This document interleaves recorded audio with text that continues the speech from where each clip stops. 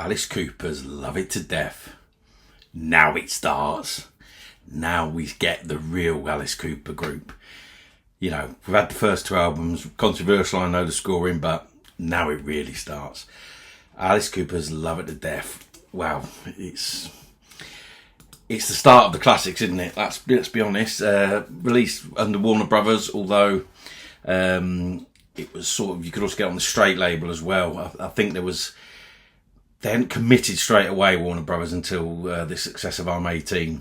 Released around 1971, February, March 1971. You had the band, Cooper, Hart vocals, harmonica, Neil Smith, Platinum God on drums and vocals, Dennis Dunaway, bass and vocals, Glenn Buxton lead guitar as always, Michael Bruce from guitar, vocals, piano and organ. And this is where we introduced to Toronto Bob Ezrin. The first album with Bob Ezrin. He was on keyboards on Caught in a Dream, held by my name, Second Coming and Ballad of the White Fly. He's down on it with production with Jack Richardson, although as you know, you can find on Sick Things the story of that. I think Jack Richardson didn't want nothing to do with it, and he sent Bob Ezrin down to deal with it himself, and the rest is history. So it was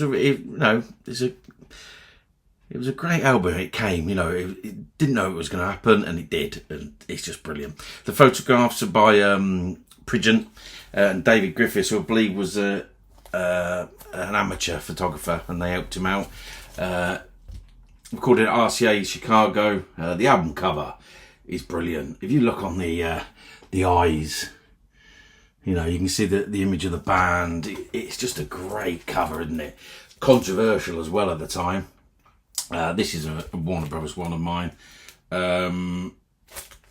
Basically, you can't see anything there at the thumb. However, if you get the new remastered one, you can see what it would have looked like with the thumb placed, and that's what banned it. So it's not on my original one. I think they did a little cover with a bit of tape or whatever other, because it looked progressive at the time, didn't it? It's on. You can actually see it on the CD version as well. It's actually got it on the CD version. It makes it look like it's wiener, doesn't it? Let's be honest, but not really. But it's not on the tape version. They've censored it on the tape version. I don't know what year I got that, but it's an original. But yeah, what an album! What an album! Well, where do we start? Well, let's start at the beginning. Caught in a Dream. Michael Bruce song. You can just hear straight from the off how tight they've become thanks to Ezrin and how meticulous he was in the studio with them. It's a real rock and roll song. Caught in a Dream. Totally moved away from the psychedelics.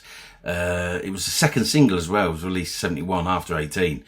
But Caught in a Dream is just a great rock and roll song. Great rock song. It is brilliant. And then we go into the second song. It's obviously their most popular one, I'm 18.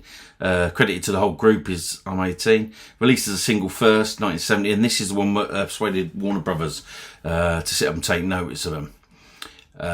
We all know this song. You know, it's a cracking song, isn't it? Let's be honest. Played everyone's 18th birthday everywhere in the world, isn't it? Cooper's skills on the mouth organ are present again.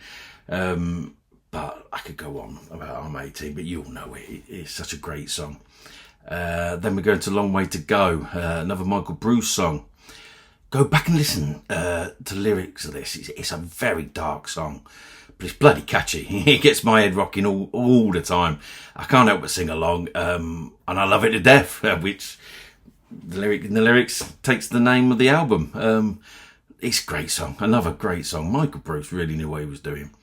They called him the Beatle, didn't they, out of the group? But he wrote some catchy songs. Then we go to Black Juju, Dennis Dunaway. I believe I've read it somewhere on sickthings.com, which I mention every time I do a thing. It's just brilliant. Named after, you get so much information. Named after a stray dog. It's like 9 minutes plus of pure psychedelic horror about death and resurrection. For me, it's more like the old sound from the previous two albums. It's the only one on the whole album what was recorded live in the studio. The rest of them were all edited and produced properly, you know. That's information from the Dennis Dunaway book, which is, if you haven't got it, it's worth getting. Again, like I keep mentioning, I'll do the books another time. Snakes, Guillotines, Electric Chairs, My Adventures in the Alice Cooper Group. Very good read. Very good read. Like I say, I'll cover them again another time. But yeah, see, it just sounded a bit like the old Cooper for me, but I do like it. Then side 2, Is It My Body? Alice Cooper Group credited. That start. It's my favourite song on the whole album. It's got such a funk to it. It just makes me want to dance, you know what I mean? It's such a good tune. You know. And then we go on to the Hallowed by My Name, Neil Smith, Platinum God. You can feel his religious upbringing in this song. You know, he said in it himself that, you know, he had a very strict religious upbringing, a bit like Coop. And it's like an awakening. When I read into it, it's like an awakening of the church by an angst teen, you know, judging all the hypocrisy of it all. That's why I sort of read into the lyrics and all that. But just have a listen. And then, funny enough, you've got Second Coming next, Alice Cooper song, you know, Vince song. This is another one, very religious tilt from Coop. I really feel it's a real deep song by Coop. But for me, there's two slightly different songs, Hallowed by My Name and Second Coming. I think Smith's like questioning, whereas Alice is like, you know, we all know his religious tilt, and he just, you can see he's had it from a young age. Then we go on to Ballad of Dwight Fry, an Alice Cooper and Michael Bruce song, named after the original actor who played Renfield in Dracula. We all know Alice called his main man Renfield. You know, you just feel this song. It's an aptly named song. You feel the mental asylum. It's a dark song. See my lonely life unfold. I see it every day. Just a cracking lyric again. There's no bad songs on this album at all, really. Well, not until we get to the last one, but we'll talk about that in a minute. The change of direction on the sound is so haunting. It's setting the change in the story. I love it how he sings sweetly about choking, or was it strangulation? The softness, it's just great. Obviously he's escaped, and I feel he's killed someone in that and then been caught again. I think it's great, the up and the down of the way he sings in this song. And this is where you're starting to really feel Alice Cooper's storytelling for me.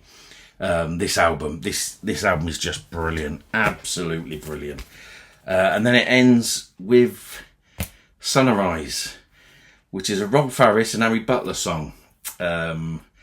Strange ending to such a dark album, such a light song. But that's Coop Gang for you, isn't it? You know, apparently it used to be their show opener. It's best not talking about Rob Farris. Those who don't know, you know, do a Google. But while you're on Google, have a look on Wikipedia and have a read about Butler. Harry Butler was a very interesting Australian character. Like I say, have a Wikipedia about him. You'll be very surprised. And they both wrote Sunrise. Interesting song. Interesting take. Strange take, but this is Alice Cooper we're talking about, isn't it? But yeah, it's like the darkness of the album then ends with Sunrise. Like it's a new beginning, a new dawn. It's different, isn't it? Yeah, I do like this album. Comes in the original gatefold. On the back, you've got the famous white picture as well. Like I said, this one's a censored one. Rhino did a re-release. You know, they've done some 50th anniversaries for Killers and $1 Billion. But they also done this one, limited to 5,000, cut from the original analog master tapes, 180 gram vinyl. I've not actually played this one. Again, it's good, but it's interesting to see it's got the uncensored version.